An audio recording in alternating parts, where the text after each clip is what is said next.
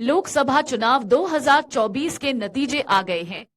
भाजपा को इस चुनाव में बड़ा नुकसान हुआ है।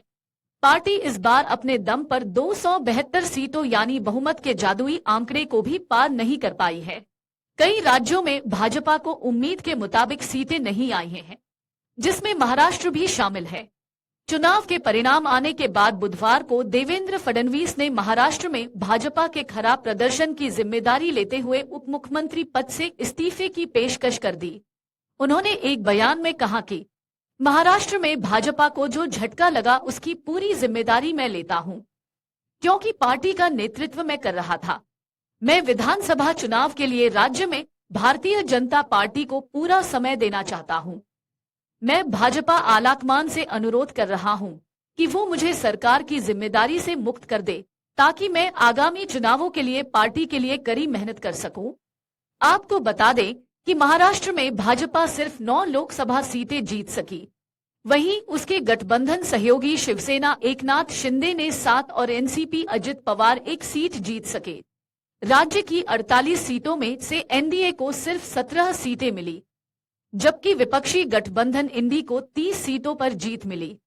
देवेंद्र फडणवीस ने कहा कि मैं देश की जनता को धन्यवाद देता हूं, जिन्होंने मोदी जी को तीसरी बार प्रधानमंत्री बनने के लिए अपना आशीर्वाद दिया है।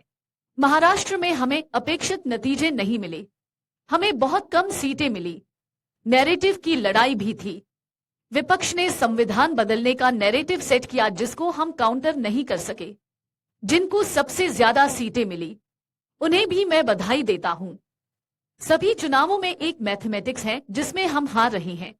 एमवीए को भले ही 30 सीटें मिली हों, लेकिन वोट शेयर लगभग उतना ही है।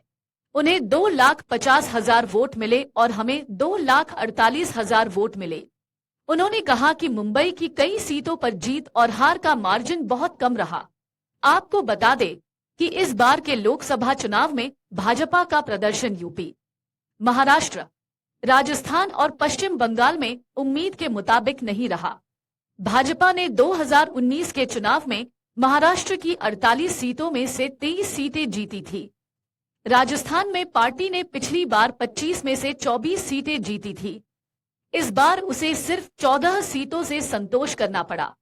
इसी तरह पश्चिम बंगाल में पार्टी 18 से 9 सीटों पर आ गई और यूपी में एनडीए 64 से 36 सीटों पर आ गई।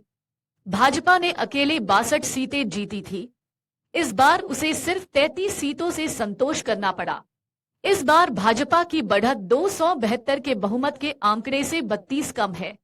वो सरकार गठन के लिए राष्ट्रीय जनतांत्रिक गठबंधन में शामिल अपने सहयोगियों पर निर्भर है। अगर आप ये वीडियो YouTube पर देख रहे हैं तो हमारे चैनल को सब्सक्राइब करें और बेल आइकन को दबाना ना भूलें। अगर आप Facebook पर ये वीडियो देख रहे हैं तो हमारे पेज को लाइक करें।